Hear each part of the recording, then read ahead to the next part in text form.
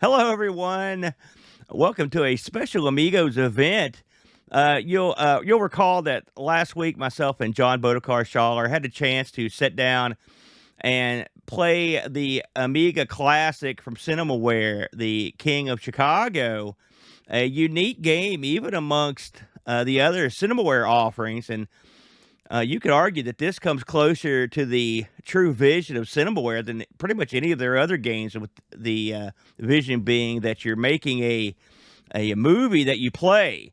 And we were very fortunate to be in contact with pretty much the man solely responsible for King of Chicago.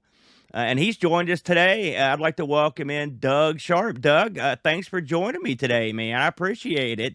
My pleasure. My pleasure. I'm very pleased that people are still interested in my old games. It makes me feel great. So thanks. Absolutely, absolutely. Now, I want to talk to you just briefly on before we get into King of Chicago. How did you get into? Because this is you're talking still the fairly early days of computer gaming and stuff, and of course, King of Chicago wasn't your first offering. How did you get roped into the whole programming video games thing? How did that come about?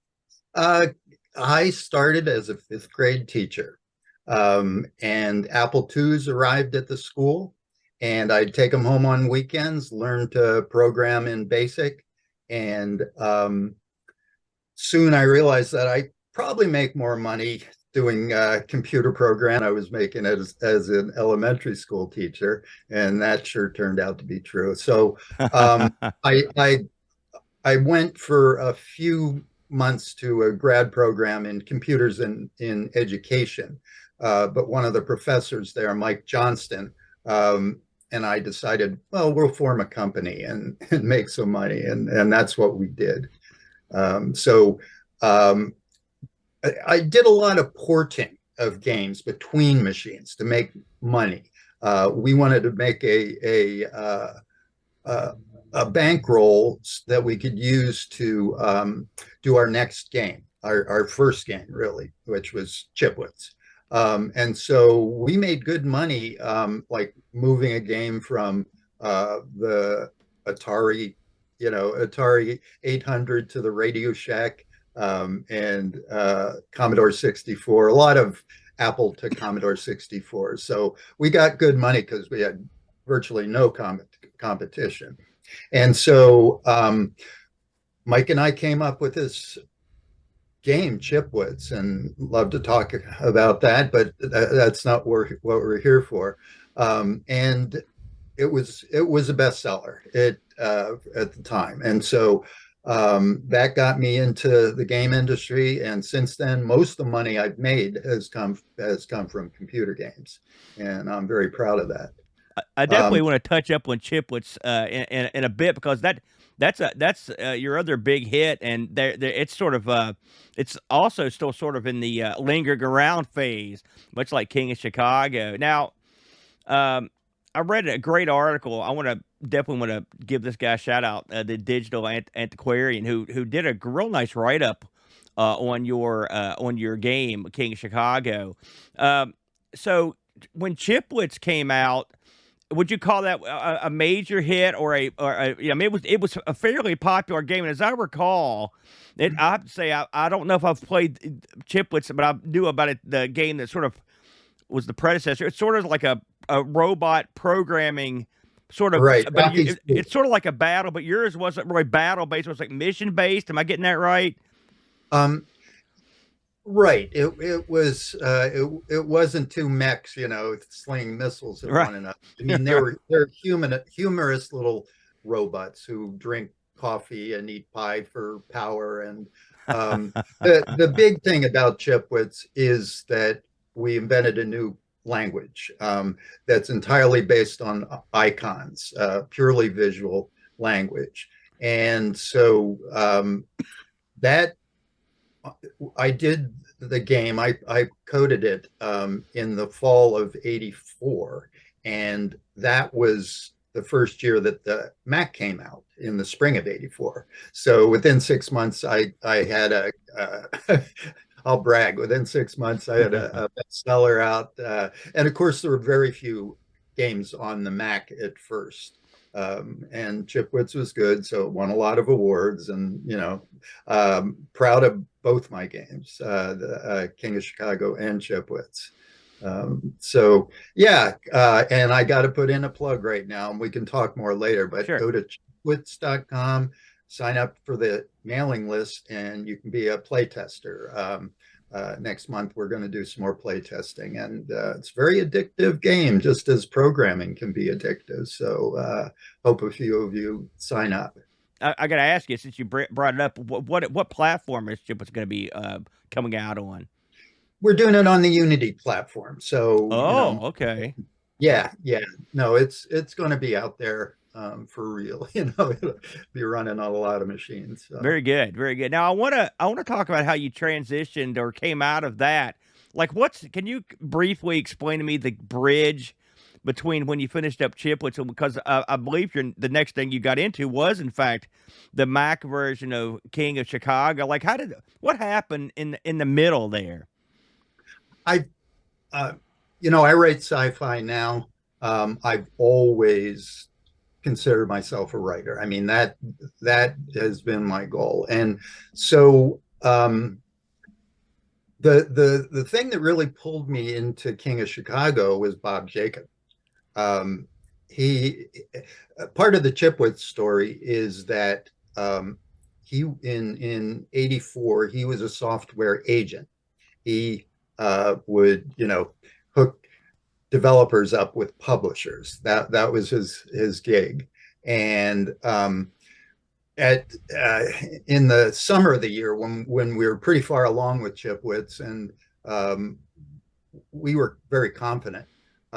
We're almost arrogant about approaching publishers because we knew, okay, we have something that we think is going to be big.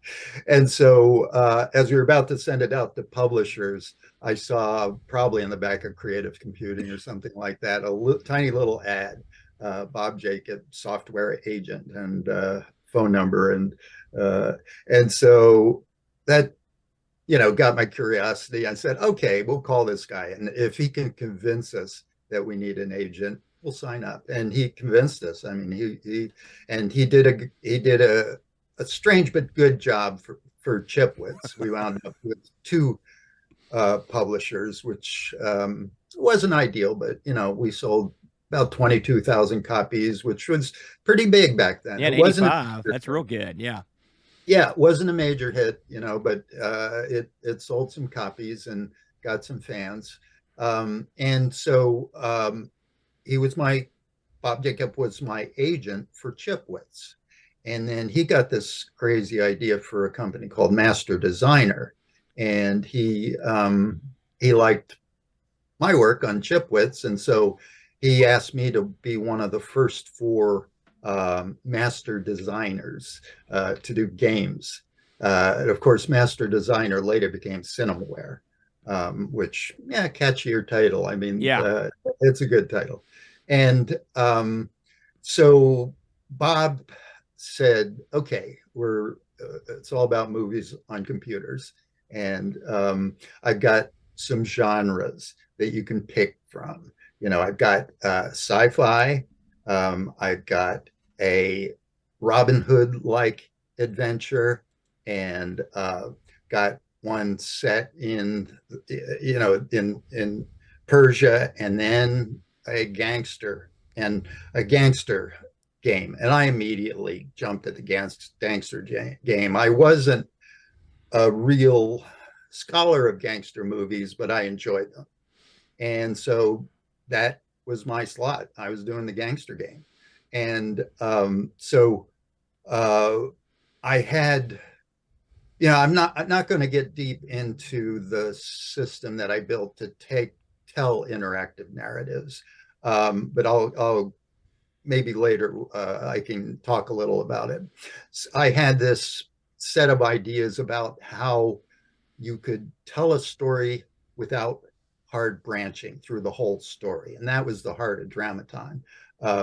And so I didn't want to do just branching narrative. They bored me. If you make the same, I mean, even if you make the same decisions in King of Chicago, you'll eventually wind up on a new storyline.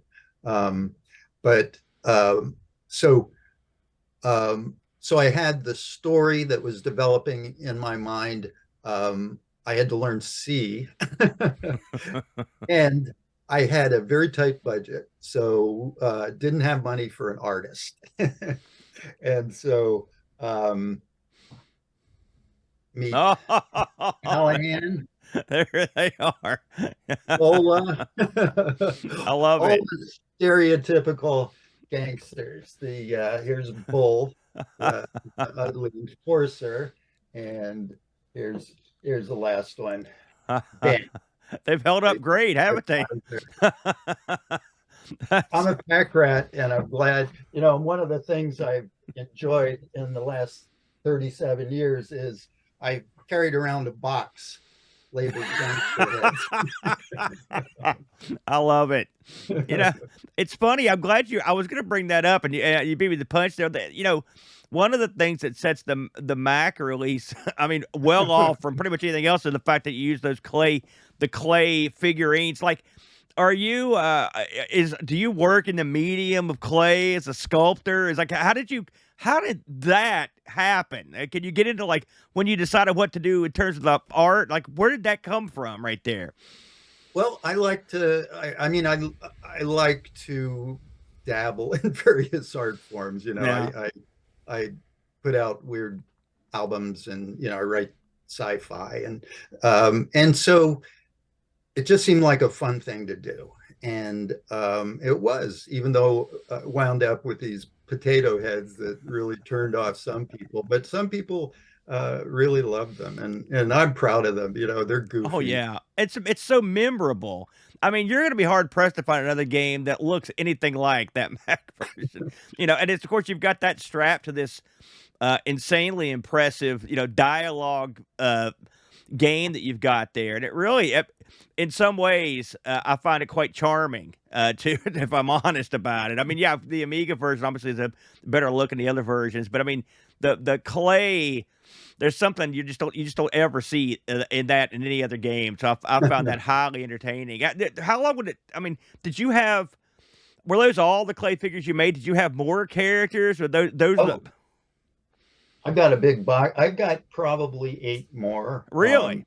Even some small characters that only have a few line, like the kid, Yeah, little. I figured you'd have to have more than just yeah. Now, when you were making these things, did you make them to like?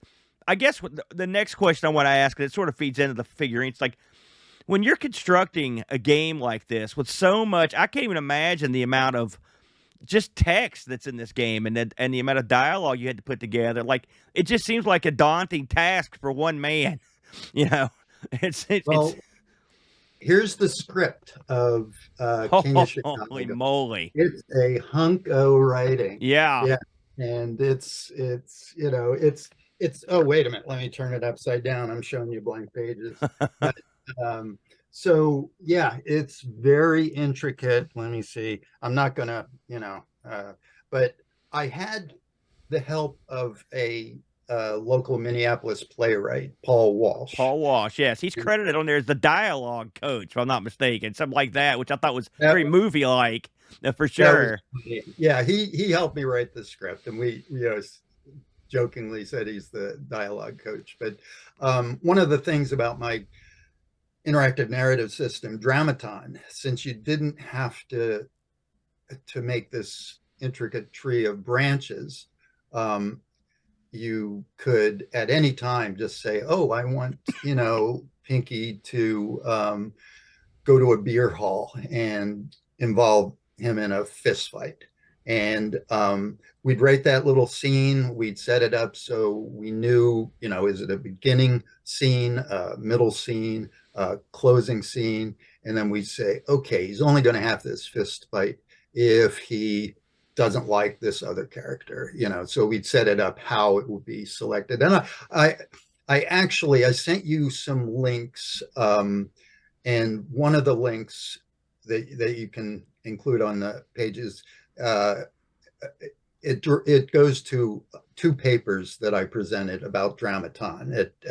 One at the Computer Game Developers Conference in '97, and one an AI conference on artificial characters. So if you're interested in Dramaton, if you're interested in interactive narrative, take a look at those papers, and you'll understand King a lot deeper. I'll definitely include those. I'll put a link in the show notes there. Now, I've got to ask. So, do you recall the year that you started working on King? I mean, and then do you recall how long it took you to get it to the point where you're ready to, get to publish it? How long did it take the process? Well, there were multiple developments. I mean, The the Mac in Mac, particular, yeah. right? That was about 6, 7 months from. Uh, uh, there's a little tiny story that fits in there. Electronic Arts was very interested in Chipwits, and one of the producers there wanted to turn it into the robot construction set, which was construction sets were big for EA. Yeah. But then the producer left. But I spent a couple months working on that at the beginning of '86, and so I had to transition rapidly into working on the King, and wound up. Well, back then it was hit Christmas or die. You had Yeah. to have it up by October. That was pushing it, but that had to publicize it, had to get it in stores, and all that marketing. And so yeah, I'm very proud of that year. That was probably the most productive year in my life, those 7 months there. And the King came out, and I'm very proud of it. So yeah. It's incredible that you managed. I mean, I just think, listen, in creating any video game is a tall order, but given the and I obviously the Notebook, but it's hard to think about the amount of dialogue that's in that game, Uh-huh. and the fact and the many hours that you could set. I mean, that you could set and play that game and get all these different stories. And I mean, I ran through the thing dozens of times. I mean, you're going to get a cut, you're here and there, you're going to get some stuff. But I mean, every once in a while, I'll see some stuff I've never seen before. And I'm wondering if there's stuff in there that no one ever gets to. I mean, is there Yep. combinations of scenes that it would be very, very rare to see in that game? Absolutely. I'm convinced. I mean, obviously, I couldn't play all the games, but I'm convinced that, maybe 10, 15% of the episodes I wrote have never been played. And Really?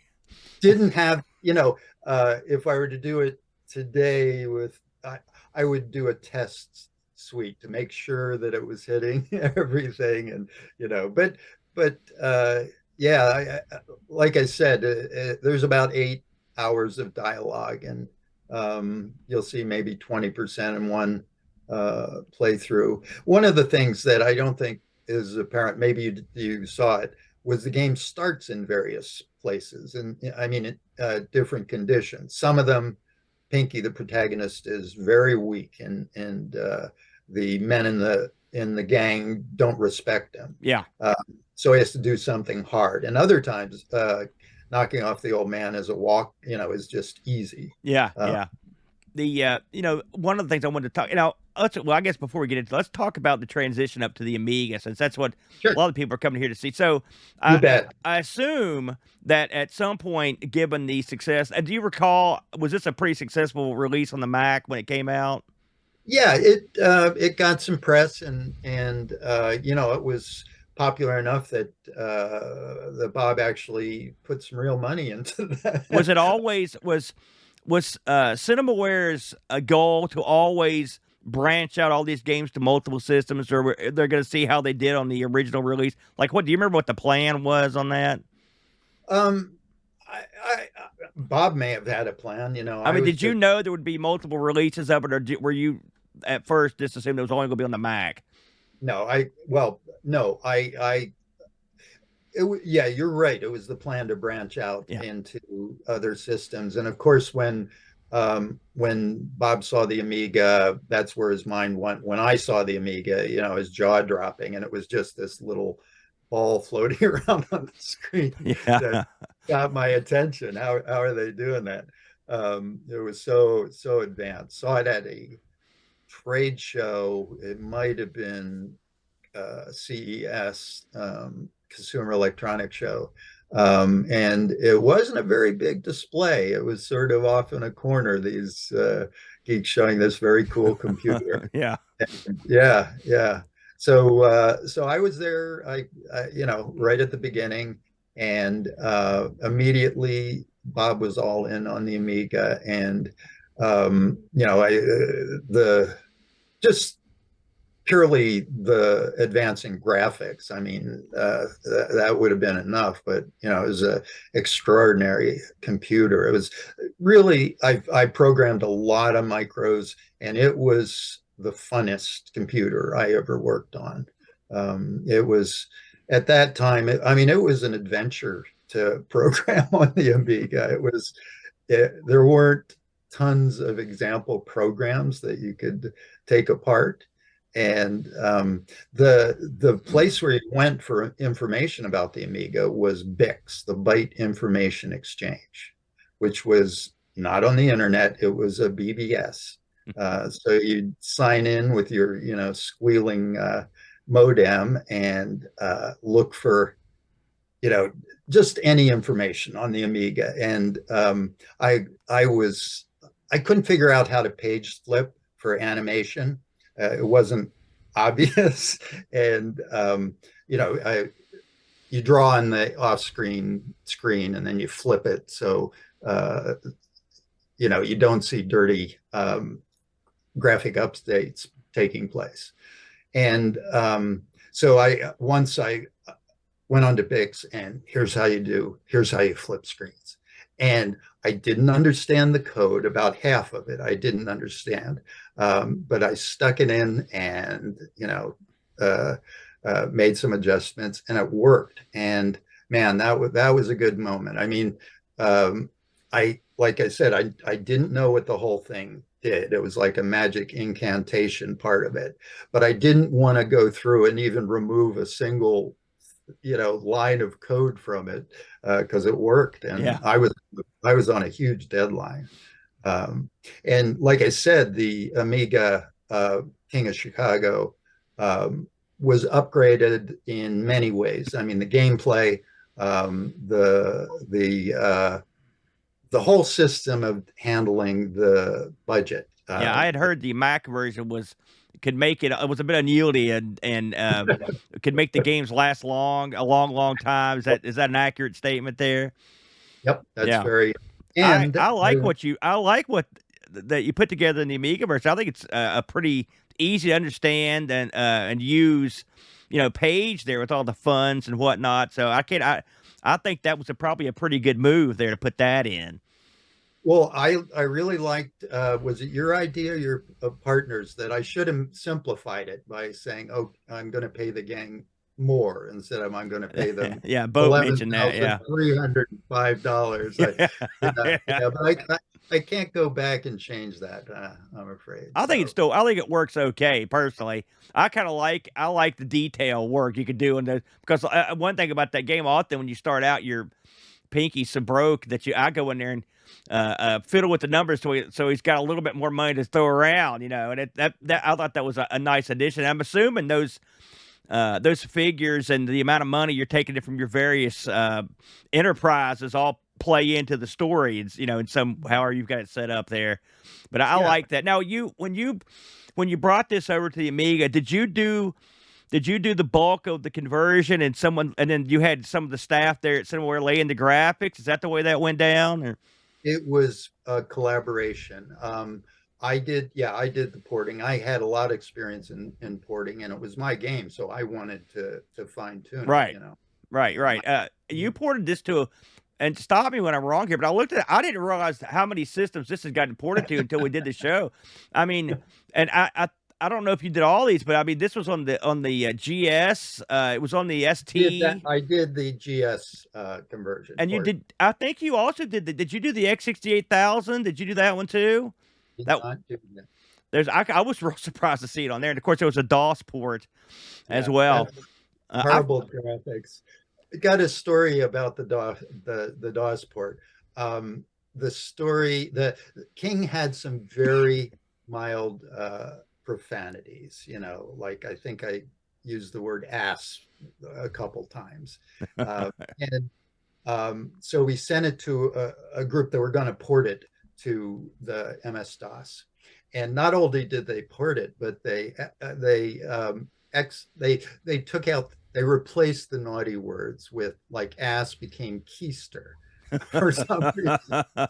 And, and so I said no, and they had to put all my foul language back in. I mean, it's funny because the game, it never gets too blue, but it certainly is. And I think I even heard it described like this. It's a game for adults. I mean, and one of the things I think is part of the appeal of the game is that you play a guy who is not a nice guy, and he's not going to be a nice guy. He's going to murder people. He's going to get money. He's going to blow people up. And there's no redemption storyline, not the one I've seen anyway. He's a scumbag, but he's your scumbag. That's and there's an. I think that's part of. We mentioned this. I mentioned this in the opening when Cinemaware promised these cinematic games. I think this one, above all others, puts you in the character of a gangster. Like a Cagney type character, somebody where you're not ever going to be, you're going to die horribly probably, and after you do a bunch of horrible acts. And the one thing you stuck in it that I love is because this is the old cliche, is the weeping mother who always comes around to tell you, oh, my poor boy, you used to be so good. You used to be so nice. And now look at you. Look what you become. I love that aspect of it because it's almost like you've got a moral compass in there because you can get too into being a scumbag. At least there's someone in there to kind of line you out if you go stray too far from the straight and narrow. Did you, when you ported this over, and someone asked us in the chat, did your dialogue, did you pretty much bring everything from the Mac version over there? Was there anything added, taken away? I probably about 90%. I had to accommodate the new budget system, the ledger. And so that removed a lot of boring scenes when you're talking to Ben about pay my men more. And, Yeah. ledger's a lot easier, but didn't add a lot to the storyline. I mean, it was always very, very dark, a lot of ways to do bad things and meet bad ends, and, very few, if any, positive endings. And it's funny because I'm a real positive guy, but I really like those gangster movies. Yeah. I studied them. Once I decided to do King, I watched a lot of gangster movies, and they're filled with stereotypes. I mean, the mom comes from there, and then of course there's Lola, who is the gangster role, who she's just a gold digger, and if you don't treat her right, she'll set you up to be killed by the rival gang. I don't know if you ever saw that storyline. Yeah, but I have. You've got to take care. I listen to a lot of old radio shows from the 40s and 50s. I'm a big old radio show guy. And these characters, and her in particular, they came right out of the radio. Of course, that was the way women were often portrayed back in those days. Oh, yeah. Just they were shifty, money grubbing. They'll stab you in the back in a heartbeat. And she fits the bill perfectly. But she's got her own thing. She's not totally a carbon copy. And again, she's another little addition. I like these little additions. The mother and her, they spice it up. They keep everything fresh because you're not always doing the exact same stuff. I wanted to ask you about the little games that were stuck in here, the bomb and the guns and the were those you? How did that come in? Okay, all I can do is apologize for those games. My heart was not in them. It was part of the Cinemaware thing. Yeah. I had to do some, but I think it shows that my heart wasn't in I them. don't think they're that bad, Doug. I kind of, I, they fit the story a lot of times. Listen, if you, of course, I'm sure you've looked at some of the other offerings from Cinemaware, and let's take Rocket Ranger for example. That whole game, at least your game is a game with those sort of tacked on. Some of those Cinemaware games, that's the game. Those right. little things, and that's a real problem. But they weren't that bad. So I'm guessing. So you actually developed and you did those Oh yeah. yourself, Oh yeah. yeah? Because they Yeah. they No, are. I designed them and um, coded them, unwillingly. I mean, it was sort of funny. I was so into the story and the dialogue that, like I said, my heart wasn't in them, and I sometimes feel like apologize. I could have done a much better job, I think. I'm not gonna lie to you. I don't hate those at all. I'm surprised. I really don't. And I'll tell you one of the things I really liked. One of the first go rounds I had. You've got one of the mini games is where you're shooting at these windows and profiles pop up. You know the one. Oh And yeah. so I clipped a chick in there. And then it's normally in this little mini games, you do whatever you want. There's really no ramifications from it. And so I got back, instantly got arrested and taken to the chair because I killed this one. I thought to myself, holy smokes, even this plays into the, I couldn't believe it. I love that though. I thought it was real neat.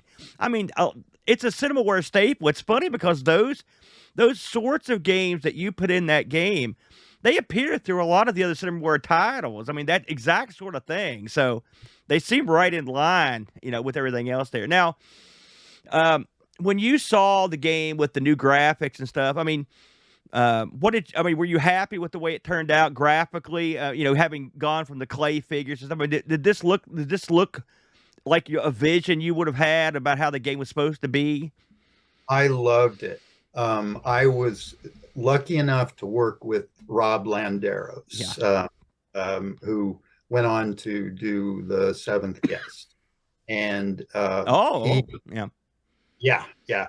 So I was very fortunate. He did a great job. He based some of the characters on his relatives, and yeah, and again, I mean, he put all his effort into the faces, the expressions, and the backgrounds, their suits and things like that had to be very simple because it had to ship on 2 discs, Sure. and yeah, crammed a lot into those 2 discs. It Um, works. The faces are very emotive, and they I think it works well. Again, it gives it sort of this. It gives it a cinematic feel that these games don't often get, and that's why I really like that aspect of it. And I've got to mention this: the music in this is real.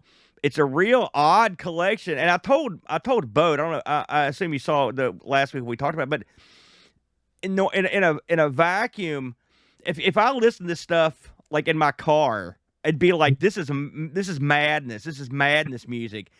But in the scope of this game, it really does sort of link the scenes together because you're changing scenes so often, and there's always this little cut scene in there. I actually learned to really appreciate the music. What was the thinking behind how the music was laid out in this? the thinking was, thank goodness Bill Williams is doing the music. Yeah, yeah, I was able to collaborate with, I bow down to Bill Williams. He did so much, and beside creating games, he was a musician. He coded the music system, so it was easy to me. I just called and he'd name all the themes, and I'd figure out where they fit, and it was easy for as a coder to use his music. And he also did the sound effect. Don't know if you remember where they dump a dead body into Lake Michigan. yeah, yeah. Okay, so he told me to get that sound effect. He wrapped a couple bricks in a blanket and dunked them repeatedly into his bathtub while he recorded. So, Love it. I love that. and Bill, tragic story. He he died early from cystic fibrosis, Mm. and he was such a nice guy. He was a pleasure to work with. Um, I really liked his efforts here. I mean, again, it's a this is not your usual video game. You can't just put in anything. It has and it worked.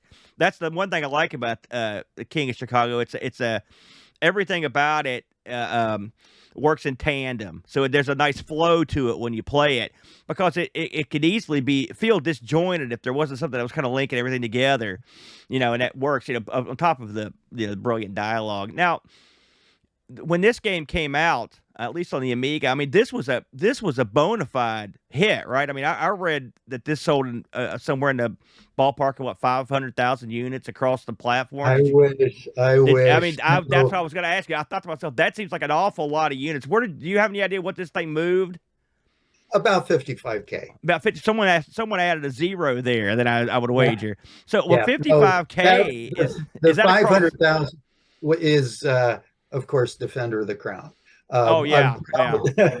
I'm proud that King of Chicago was Cinemaware's second, best-selling game in the first 2 years. Did But you did you know what was going on at Cinemaware while you were working on this? Did you were you privy to SDI and oh yeah, what was going on? When those games? I mean, listen, don't get me wrong. I like Defender of the Crown. It's a beautiful game. The artwork, of course, is magnificent. But in terms of the actual gameplay, it's pretty limited. yeah, And these early Cinemaware games sort of were like that. But they really blew everyone away in terms of the presentation. That's sort of, but I mean, yours seems to have a lot more depth than it does. But I mean, when you looked at these games as they were being made, could you tell that this was going to be a big deal? the King would be a big deal. Any of Um, the Cinemaware games that you see once, you thought, oh, okay, this is going to be a huge hit. I mean, I was in Bob Jacobs' sphere of influence, and he had this vision, and it just, yeah, it made sense. I thought I was doing a great job. I didn't play the other games in depth, but they looked really good. So, I felt that launching 4 games of high quality were going to make an impact on the industry, and that's what happened. Yes, sir. But They absolutely. I mean, it was like a. I mean, what I remember when these. I'm old, Doug, and I remember when all these were I'm coming out. 71. Well, you got a few years on me, my friend, but you're not too far ahead.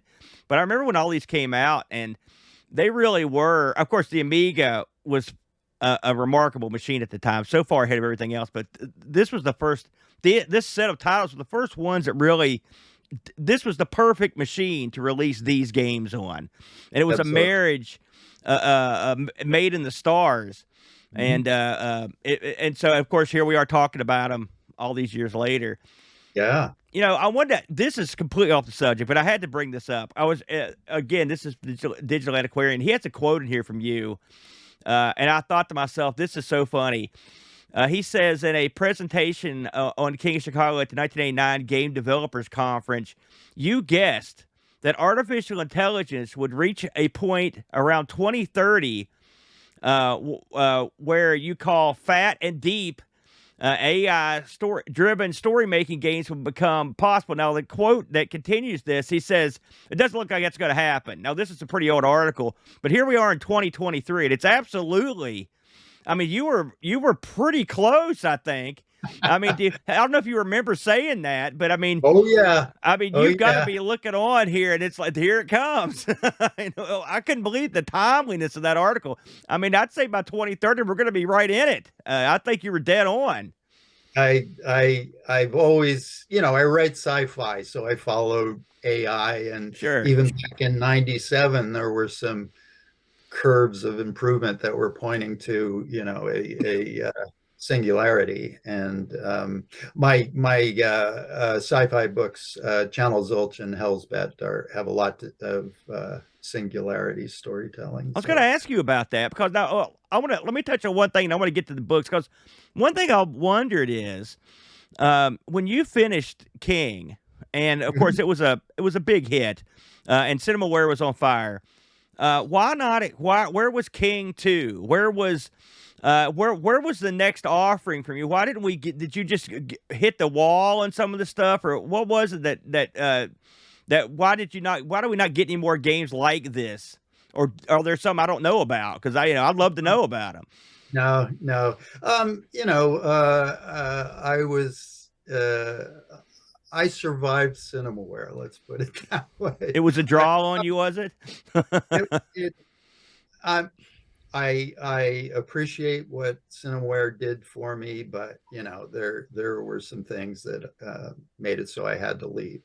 And part of it was okay. I was hot at that point. I'd written a hit, and so I had opportunities with other publishers, and I Activision bit on a design called Future Cop was what the beginning title. Mm. So I was basing it on the Dramaton system, and threw myself into it, assembled a team of artists, a musician, and unfortunately, throughout my life, I've been hobbled by some brain damage, actually from high school football. And Oh so at boy. that point, I started to have seizures, out of control seizures, and that knocked me out for 3.5 years. And by the time I emerged from that bout, I was no longer hot property. And we I I did my worst game that everybody should avoid, free DC, and that. And then I got hired into Microsoft Research's Virtual Worlds group, and that's another story. But I read that on your bio, and I'll be honest with you, I'm not 100% sure what even that is. Is that it? What were they doing there? Just in a nutshell. we were creating cyberspace. We were convinced that virtual reality is the way people would relate to one another in a decade or so. And we built a very cool system, but it was way more demanding hardware wise than the market. And so we had some good demos. We had some good times. It was a great little group with a bunch of creative people. That would be fascinating. And it's funny that problem sort of still hampers us in a lot of ways. I mean, how many times have we started and stopped on what would ultimately, hopefully, be some sort of virtual reality? It just there's always a little roadblock here. They're usually hardware related. I'm still hopeful that somewhere down the line, hopefully my lifetime will be. I love Neuromancer. I'm a big William Gibson fan, so I always want to jack in the whole night. I would love to have done that. So you're a very privileged man just to get to play around with that. That's lucky. Yeah. You mentioned you'd had some health issues, and I saw as I was looking into what you've been up to that you mentioned this earlier that you'd written some sci-fi. You want to talk about? Can you just give us a little Sure. nugget of what have you been up to sci-fi wise? I like sci-fi, but I'm a big fan. Okay. Well, there at the end of my Microsoft career, 5 years, 97, my seizures started up again. So I had to leave and did some brain damage, the seizures, and so I could no longer program.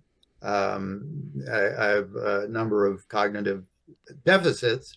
And so rather than, not doing anything creative, I returned to um, my fifth grade vision of me being a great writer.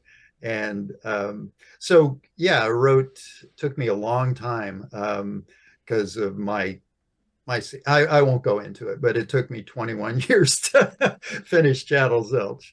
And uh, actually, well, and Channel Zilch is about stealing a space shuttle to kickstart the singularity in one sense. And I call it my humorous sci-fi thriller. And I'm proud of it. I gave you a link that you can share to it. But Absolutely.